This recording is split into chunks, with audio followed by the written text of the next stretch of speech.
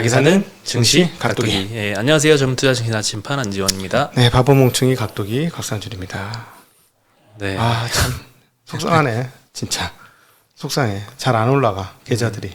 오늘도 코스피는 0.3% 하락인데 그래도 최악보다는 많이 올라온 것 같아요. 장중 저점은 1% 넘었죠. 후덜덜했죠. 후덜덜. 네. 야, 또 2,900 또 깨? 왜? 막 이런 생각. 전화라는 고점인데 우리는 또 깨? 저점을? 그쵸. 난 진짜. 네, 오후 1시 정도를 기점으로 코스피에서는 이제 기관들이 좀 많이 매수가 들어왔고요. 네. 코스닥에서는 외국인들이 많이 들어왔습니다. 네, 그래서 이제 오늘 코스닥 같은 경우에는 0.1% 플러스에서 마감을 했고요. 개인 투자자들이 오늘 코스피에서는 3,700억 매수, 코스닥에서는 270억 매도했습니다. 네. 외국인이 코스피에서는 1,200억 매도했고 코스닥에서는 한 50억 정도 매수를 했고요. 기관 투자자는 코스피에서 2,700억 매도, 코스닥에서는 240억 매수를 했습니다. 네. 금리도 조금씩 떨어지고 있네요. 네, 그래서 오늘 은행업종도 좀 떨어졌고요. 특히 카카오뱅크가 오늘 3% 정도 하락을 했는데 장중에는 더 많이 빠졌었고, 네. 카카오뱅크는 이따 다시 말씀드리겠지만 보호회수 해제되는 물량이 있었습니다. 그리고 네. 오늘 업종 상승률 1, 2위는 섬유의복 그리고 전기가스가 기록을 했고요. 세 번째는 이제 운수창고 업종인데 여기는 항공주들이 대거 소속이 되어 있는데 오늘 화이자 경구용 치료제 발표에 있어서 리오프닝 주들이 많이 올랐고요. 그리고 반대로 제일 많이 빠졌던 거는 의약품 업종입니다. 네. 업종 상승률 자체가 5.6%나 하락을 했는데요. 아주 뭉개졌어요 오늘. 예, SK 바이오사이언스 여기는 이제 백신 만드는 회사잖아요. 14%나 하락을 했고요. 치료제 만드는 신풍제약도 7% 하락. 네. 셀트리온 녹십자는 5%대 하락을 했고요. 삼성바이오로직스도 4.7% 하락했습니다. 그래 덕분에 이런 대형주들이 빠지면서 뼈도 못 치르고 멀쩡하던 플러스 아침에 플러스 나던 의약 바이오도 싹 다 마이너스로 전환하면서 마무리가 됐습니다. 어떤 의약바이오요?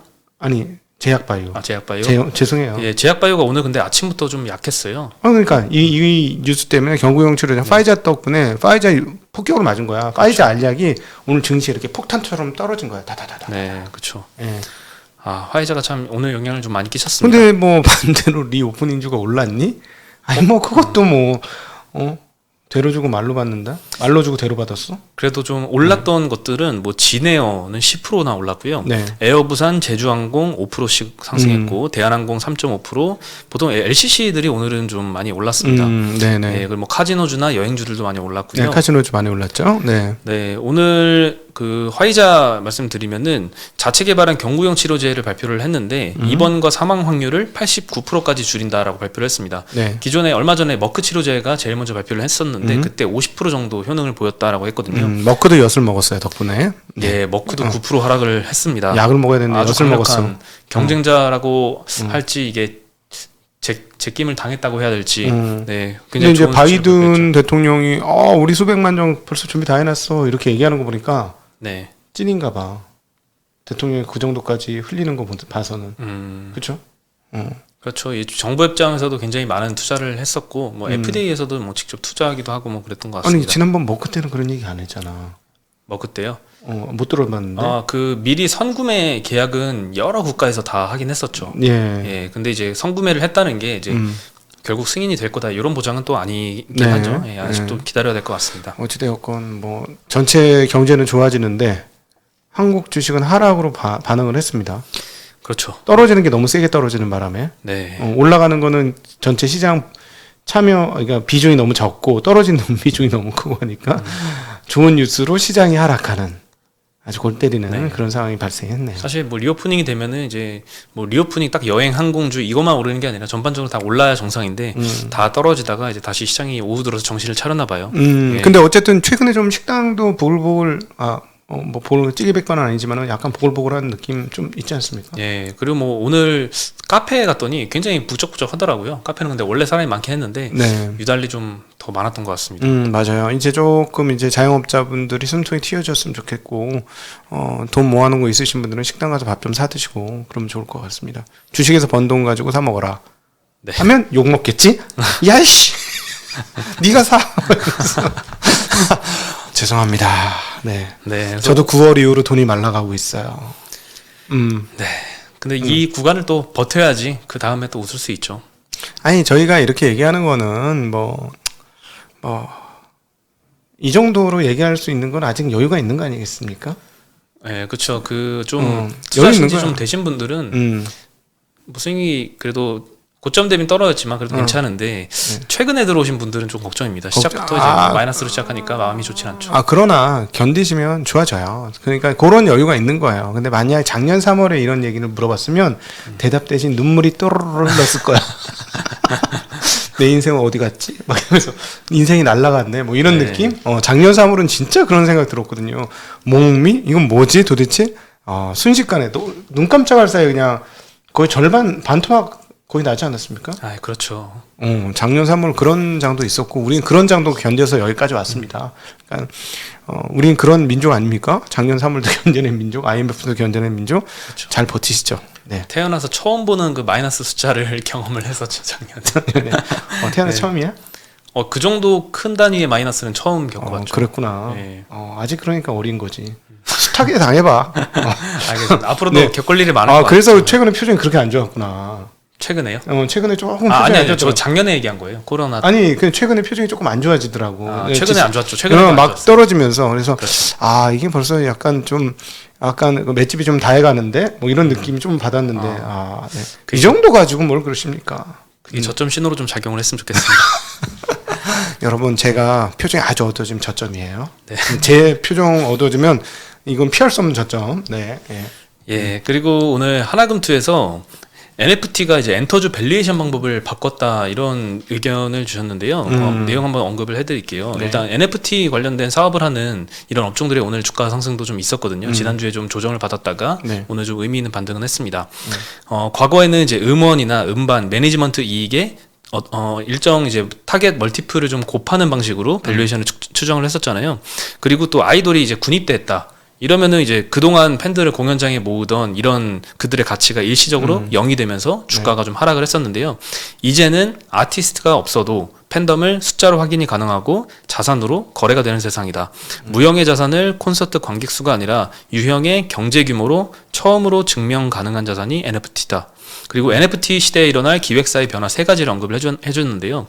첫 번째는 매출의 국가가 사라진다. 이거는 당연하겠죠. 과거에는 뭐 한한령 이런 거 터지면은 이제 중국 쪽 매출 급감하고 뭐 일본하고 관계가 안 좋아지면 일본 쪽 가끔하고 이런 시대였는데 이제는 국가 개념이 없이 지갑 주소만 존재하는 시대여서 실적 변동성이 낮아질 것이다.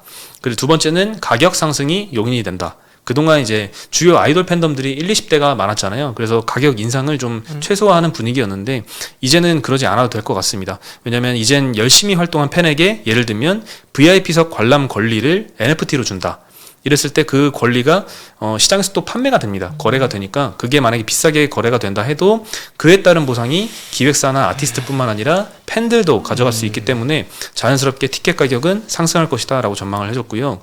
세 번째로 이제 무형의 팬덤을 유형의 경제 규모로 확인이 가능해진다. 콘서트 티켓 이런 실물 자산뿐만 아니라 디지털 포토카드, 팬미팅 참여권 이런 권리까지 이제 자유롭게 NFT로 거래가 가능해짐에 따라서 이제 팬덤의 경제 규모는 거래소의 거래량과 자산의 합산인 시가총액 개념으로 확인이 가능해진다라고 언급을 했습니다. 대표적으로 이제 NFT를 결합하면서 이제 엔터주들의 사업 영역에 굉장히 큰 변화가 일어나고 있고요. 최근에 게임주에도 엄청난 변화가 일어나고 있죠. NFT를 잘 결합한 굉장히 변화가 빠른 두 업종인 것 같습니다. 오늘 그래서 이들 업체들이 좀 많이 모여있는 섹터가 코스닥의 디지털 컨텐츠 업종인데요. 네. 뭐 게임주들도 많이 있고요. 오늘 위메이드가 11%, 위메이드맥스 8%, 게임빌 여기는 17%, 컴투스 7% 네. 다 의미 있게 반등은 네, 했습니다. 게임주들 아주 좋아요. 그러니까 더 환장하고 밑을 노르시지. 좋은 것도 있으니까 많은 분들이 이래요. 좋은 거 있는데 왜 손실 나? 이렇게 하면 때리고 싶지. 그럼 어떻게 딱딱 다 맞춰? 다 못 맞추죠. 네. 여러 회사 근데 어쨌든 NFT를 굉장히 확장해서 개념 적용을 했네요. 공부를 조금 더 해봐야 될 것 같은데 저는 개인적으로 미술품이나 이런 쪽에서는 충분히 이게 일종의 지금까지 기존에 가지고 있는 개념에서는 저작권하고 가장 유사한 거거든요. 네. 그런데 이제 저작권을 어떻게 예를 들자면 뉴스 같은 건 저작권이 있기가 매우 어렵죠. 그렇죠. 뉴스 저작권 달면 그 뉴스는 망하는 뉴스지. 아무도 안 보니까. 뉴스는 많이 보아야 뉴스가 되는 거니까 NFT하고는 전혀 상관없는 영역이고, 근데 아트 같은 거를 이 NFT가 의미 있는 거는 재산성을 형성해 줄 수 있느냐, 그럼 결국 이 저작권의 희귀성을 받아줄 것인지 이런 여부가 굉장히 중요할 것 같은데, 굉장히 확장해서 개념을 정했네요. 디지털로 거래되는 모든 것에 NFT 도장을 찍어서 판매하겠다라는 그런 개념인 듯 한데, 저건 공부를 좀 많이 해봐야 될 것 같습니다. 저 공부 좀 해보고 말씀드릴게요. 어쨌든 조금 좀 과하게 많이 폭넓게 적용을 한 것 같으네요. 제 느낌에는. 네. 그리고 이제 다양한 여러 회사들이 이 NFT 사업을 결합을 하고 있다는 건데요. 카카오 게임즈도 이제 NFT 거래소를 개발을 한다고 합니다. 네. 게임 아이템뿐만 아니라 골프 예약권, 아이돌의 팬아트 등을 이제 NFT 형태로 거래 가능하게 만든다고 하고요. 위메이드 같은 경우에는 오늘 신한금융투자에서 최근에 이제 리포트를 내서 실적 추정을 했는데 내년도 영업이익 컨센서스를 4천억대 나올 것이다, 이렇게 전망을 했습니다. 어마무시하네요. 네, 컨센서스가 지금 2천억대로 형성이 되어 있는데 좀 높게 전망을 했고요. PER도 한 25배 정도 타겟팅하면서 적정 시가총액 8조 원 정도 제시를 했습니다. 네. 네. 그리고 NC소프트의 리니지 월드 이틀 만에 이제 오딘을 꺾고 구글 플레이 스토어 국내 매출 1위를 달성을 했습니다. 애플 스토어에서는 이제 출시 후 16시간 만에 1위를 이미 기록을 했었고요. 역대 NC소프트 게임 중에 최대 일매출을 기록을 했다고 합니다. 업계에서는 한 160억에서 한 170억 정도로 추정을 하고 있고요. 오딘의 첫날 매출이 한 70에서 80억 원 정도였는데 여기에 한 2배 정도 수준으로 나올 것 같습니다. 네. NC소프트는 또 다른 게임사 대비 약점이 이제 해외 매출 비중이 좀 작다는 거였거든요. 너무 이제 국내 비중만 높았는데 12개국에 이번에 동시 출시를 해서요. 해외에서의 인기도 이제 인기가 지속될지도 별수일 것 같습니다. 그렇죠. 네. 어쨌든 주게 되든 밥이 되든 수익을 많이 내면 좋은 게임으로 평가를 받죠, 시장에서는. 네. 네, 지금 좀 과도인 것 같아요. 너무 이제 혹평도 많고 이제 긍정적인 전망도 있어서 주가는 오늘 이렇게 1위를 해도 주가 그냥 보합해서 마감을 했거든요. 골드만삭스는 목표가를 97만 원으로 굉장히 높게 제시를 했습니다. 네. JP모건은 55만 원 제시했는데 여기보다 훨씬 공격적이었고요. 네. 골드만삭스는 이제 2022년 리니지 W의 매출액을 블룸버그에 지금 반영된 시장 컨센이 4,300억이거든요. 네. 이거의 2배 이상인 9,730억을 추정을 했습니다. 그리고 2022년 영업이익률도 컨센서스보다 한 18% 높은 수준을 전망을 했고요. 네. 근데 오늘 0.8% 상승해서 마감을 했습니다. 네, 그리고 지난 주말에 이제 바이든의 인프라 예산 법안이 한 1.2조 달러 정도 되잖아요. 네, 요거 상원에 이어서 하원도 통과를 했습니다. 그래서 오늘 인프라 관련주들이 좀 상승을 했는데요. 이번 예산안에는 도로교통, 항만, 철도, 공항 이런 투자, 그리고 수소 및 탄소 포집 기술, 송전망 이런 것들이 이제 포함이 되고요. 네. 유진투자증권 이제 한병화연구원은 내년부터는 이제 기본 인프라 신설과 전기차 충전소 건설, 송 배전망 투자가 본격화되고 11월 내에는 아직 확정되지 않은 추가 부양안 통과 가능성도 높다, 이렇게 전망을 했습니다. 오늘 이제 미국 캐터필라가 최대 고객사인 진성 TC가 한 4% 올랐고요. 네. DY 파워도 2.4% 상승했습니다. 네. 예, 그리고 오늘 카카오뱅크가 좀 장중에는 굉장히 많이 떨어졌었잖아요. 결국 3% 정도 하락해서 마감을 했는데요. 3개월 확약 지분이 오늘 보호 회수가 해제됐습니다. 유통 물량이 좀 낮아서 매도 충격이 좀 크게 작용될 것이다라고 지난주에 네. 이제 투자증권인가? 보고서가 나왔어서 이제 언급을 해드렸었는데 해제된 물량이 이제 기관 투자자 506만 주, 넷마블 한 760만 주, 스카이블루 760만 주 해서 총 한 2천만 주 정도가 됩니다. 내년 2월에도 풀리는데요. 6개월 보유수 해제 물량이 내년 2월에는 1,326만 주입니다. 그리고 또 이번 주에도 다른 종목들도 보유수 해제 물량이 있는데요. 좀 조심해야 될 것 같습니다. SKI 테크놀로지는 오늘은 일단 상승했습니다. 그동안에 굉장히 많이 빠졌는데 오늘 하이투자증권에서 19만 원 목표가 제시하는 신규 리포트가 발간하면서 주가가 많이 올랐고 대신에 이번 주 목요일 날 빼빼로데이 때 2.9% 지분이 6개월 보유예수 해제 예정입니다. 빼빼로데이 때 아내에게 선물할 준비하고 계세요? 저희는 이제 빼빼로데이나 이제 발렌타인 이런 거는 안 챙기기로 했거든요. 서로 합의를 봤습니다. 생일 이런 건 챙기고 처녀총각 때는 챙겼고. 그렇죠. 그때는 없는 거리라도 만들어서 챙겨야 되는 거고. 그렇죠. 이제 부부가 되셨군요. 그렇죠. 네, 점점 이벤트들이 사라지네요. 네. 너무 많이 챙기다 보니까 이제 그런 것들을 좀 간소화하자 해서 서로 합의하에 살림살이를 위하여. 그런 것도 있죠. 네. 그렇게 살지 마세요. 이거는 제가 먼저 제안을 받았던 걸로 기억을 하거든요. 제안은 받고 그래도 슬며시 이렇게 주고 그렇게 하는 거지. 작은 거라도. 여자를 그렇게 몰라. 나 진짜. 여러분 그렇습니까? 깁니까? 아닙니까? 제 말이 맞습니까? 틀립니까? 살아남으려면요. 그래 하지 말자 하고 쓱 하고 난 필요 없어 이렇게 하는 거고. 응? 자, 그런 또 센스를 한번 발휘해 보겠습니다. 그렇지. 그 센스 좋습니다. 네. 네. 그리고 이 2.9% 지분이 이제 보호에서 해제가 되는데 이 유진증권에서는 실제 유통 물량 대비 굉장히 높은 수준이라서 매도 충격이 강할 수 있다라고 언급을 했습니다. 그리고 그다음에 수요일 날 11월 10일 날 네. 기관청약 지분 2.8%, VC 지분 5.5%가 보호회수가 해제되는 크래프톤도 있습니다. 반면에 이건 이제 12일에 발표될 MSCI 정기 변경 호재도 존재합니다. 그래서 지난주에 말씀드렸다시피 유진증권이 아니라 유안타증권입니다. 네네. 네. 선제적인 비중 축소를 하고 발표일 전에 매수 진입이 합리적이다. 근데 뭐 통계적으로 보면 이게 맞는 것 같습니다. 보호에서 해제 때는 굉장히 오늘 카카오뱅크 사례처럼 떨어지는 효과가 있고 네. MSCI 정기 변경 편입 발표일에는 또 오르는 통계 자료는 있어서 이게 사실 이론적으로는 맞긴 하지만 실제 대응하는 건 조금 경험상 어려워 보인다. 네, 오늘 그 시장에서 오늘 카카오뱅크 덕분에 미국 은행들이 많이 은행 업종이 좀 휘청거리는데 그동안에 이제 약간 정리 한번 해드리고 가야 될 것 같아요. 지금 금융주들이 금리 때문에 많이 오르다가 갑자기 또 빠지다가 뭐 금리가 오르면 좋다고 하던 보험주는 오르다가 갑자기 폭락을 했잖아요. 역대 최고 올해 들어 최고 폭락을 했어요. 네. 이 지난 한 주간에. 그래서 이게 왜 그런가 제가 이제 그 실상을 좀 전화를 해서 확인을 해봤더니 일단 장기적으로는 장기 금리를 그냥 캐리로 끌고 가서 끝까지 만기 보유 전략을 가지는 게 일반적인 전략이긴 한데 모두가 그렇게 되는 게 아니고 일부 트레이딩을 합니다. 네. 특별히 이제 보험사 같은 데도 워낙 규모가 크죠. 증권사 프랍이라든가 이런 쪽에서 하는 채권 거래하는 부서에 비해서 월등히 커요.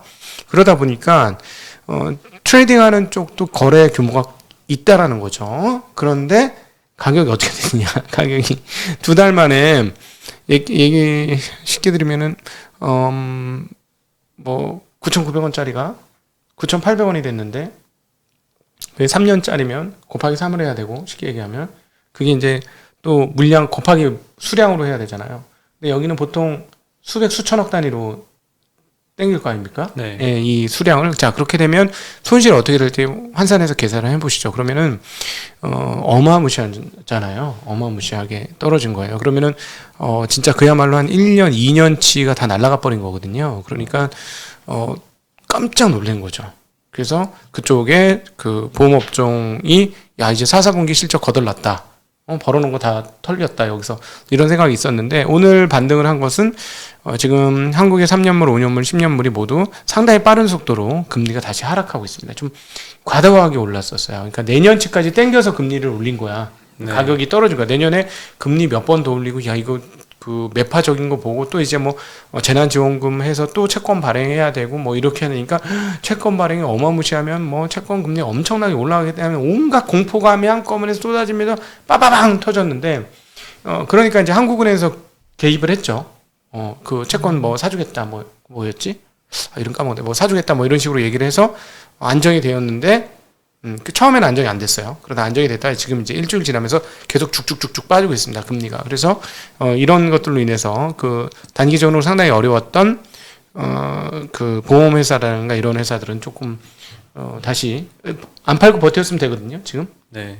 평가손은 왕창 났다가 지금쯤 평가손이 막 줄어들기 시작하는 거죠. 그러니까 그런 내용이 사연에 담겨 있다라는 걸 기억하시면 좋을 것 같습니다. 네.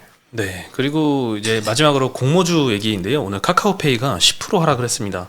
이거 때문인지 카카오도 오늘 3% 하락을 했는데요. 카카오페이는 상장 이후 4일 정도 지금 하락세가 지속이 되고 있고요. 네. 고평가 논란이 아마 영향을 끼치는 것 같습니다. 그리고 이제 향후 공모 예정인 주식들이 또 올해도 많았는데 네. 내년에도 굉장히 많습니다. 일단 현대 엔지니어링이 기업 가치 한 10조 원 정도가 예상이 되거든요. 이번 달에 이제 거래소 예비 심사 생긴 이후에 공모 절차 진행할 예정이고요. 현대 오일뱅크도 있습니다. 네. 내년에 상장이 예정인데요. 엄청나죠, 이것도. 2019년에 아람코한테 투자받을 때 8조 원 인정을 받았는데 지금은 네. 더 커져 있겠죠. 네. LG에너지솔루션도 이제 밀려가지고 내년도에 아마 공모를 할 예정인데요.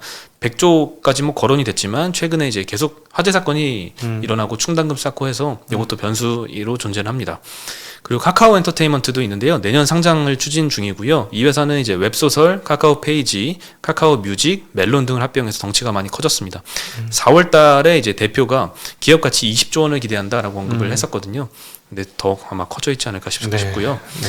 이외에도 이제 마켓컬리가 5조 원 정도 예상이 되고 쓱닷컴이 10조 원 정도, 오아시스 마켓도 최근 투자할 때 1조 원 인정을 받았었고요. 이런 이커머스 기업들도 많이 IPO 예정으로 남아 있습니다. 야, 참. 예, 사실 올해 하반기에 좀 우리나라 시장을 좀 짓눌렀던 가장 큰 이슈가 저는 이 공모주가 너무 많이 상장이 된 것도 영향이 좀 많이 있다고 생각이 드는데요. 네. 내년에도 좀 많이 남아 있는 것 같긴 아니 지금 합니다. 저거 줄잡아 몇 개만 잡아봐도 합산 200조잖아. 뭐 10% 네. 물타기야. 10% 물타기. 네. 아, 참. 답답하네. 돈 들어올 구석도 없고, 외국인들 다 샀고, 기관도 다 샀고, 개인들 바라보고 들어오나? 아, 참나. 이러니까 자꾸 참 안타깝네요. 네, 이 모회사와 자회사가 이제 같이 상장을 하는 이런 문제가 또 한국의 코리안 디스카운트의 새로운 원인이 좀 되고 있는데 이것도 또 언제가 될지 모르겠지만 논의가 또 필요할 것 같기도 하고요. 저 엔지니어링 같은 거는 현대 모회사가 건설이잖아요. 네. 지금 건설보다 덩치가 훨씬 커요. 네, 건설 얼마 안 돼, 덩치가. 그렇죠. 아, 그러니까 지금 또 그게 문제가 뭐냐면 장외는 되게 비싸. 근데 장내는 엄청 싸. 그래서 지금 상장한 기업들한테 드리고 싶은 말은 우리도 미국처럼 ROE를 올려야 됩니다. 그래서 미국식으로 ROE 올리자고요. 이제 안 되겠어. 이거는 왜냐하면 이렇게 주식시장에 자금 조달하는 거 되게 좋은 모양이잖아요. 자금 좋은 모양이고 기업이 이제 인정을 받는 거고, 응? 명예롭게 자기를 드러내는 거고, 다 좋아. 모든 게 다 좋아. 오케이, 다 좋은데 그럴 거면 ROE를 좀 올려야지 더 높은 평가를 받지. 이게 장내에 있는 기업들이. 그러니까 주식을 사서 자사주를 사서 태워버리자는 거예요. 태워버려. 돈 많은데 그걸로 해서 ROE 높여서 더 높은 평가 받으세요. 지금 그 수밖에 없을 것 같아요. 지금 장내에 있는 애들은 너무 저평가고 장외에 있는 애들은 너무 거기에 비해서는 상대적으로 높은데 그 적정가가 뭔지는 잘 모르겠어요. 장내가 적정가인지 장외가 적정가인지 모르겠지만 그런 상황에서 이렇게 들어오면 계속 물타기 되는 거야. 큰 시장에서 작은 시장 들어오는 거랑 마찬가지인 거예요, 지금. 되게 골 때리는 상황이에요, 지금. 아, 네. 태웁시다. 주식을. 자사주 매입해서 소각하자. 태웁시다. 그래야 지금 장내에 있는 사람들이 인정을 받습니다. 그러니까 지금 저평가는 또, 너무 저평가잖아. 증권회사들부터 먼저 해야 되겠네, 그렇게. 증권회사들 돈 많이 벌었잖아, 올해요. 사서 태우세요, 다. 주식 사서. 그럼 되겠네. 그럼 자기네들 제대로 평가 받겠네. 그렇죠. 뭐 증권업종 같은 경우는 뭐 캐펙스 투자가 엄청 많이 드는 것도 아니니까요.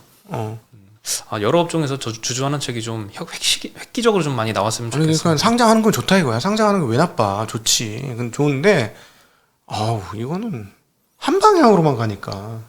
그쵸. 답답하다 사실 진짜. 자사주 매입만 잘 매입해서 소각을 해도 주가가 최소한 멀티플이 2배 이상 여기서 가야 되는 그런 회사들이 굉장히 많이 보이긴 하거든요. 그렇지. 영업이익 5배, 4배, 3배 이게 말이 되냐고 이게. 나 같으면 태워버리겠어. 옛날에 엠모 회사라고 있어요. 엠모 회사라고. 매일 자사주 매입 소각하는 거야. 거래량도 없는 회사가. 결국 주가가 뛰더라고요.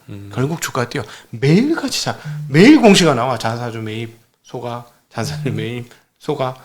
네, 여러분 방법입니다. 그렇게 한번 가시죠. 네. 네, 그러면 저희는 오늘 여기서 인사드리고요. 이따 연합인포에서 8시에 뵙겠습니다. 안녕.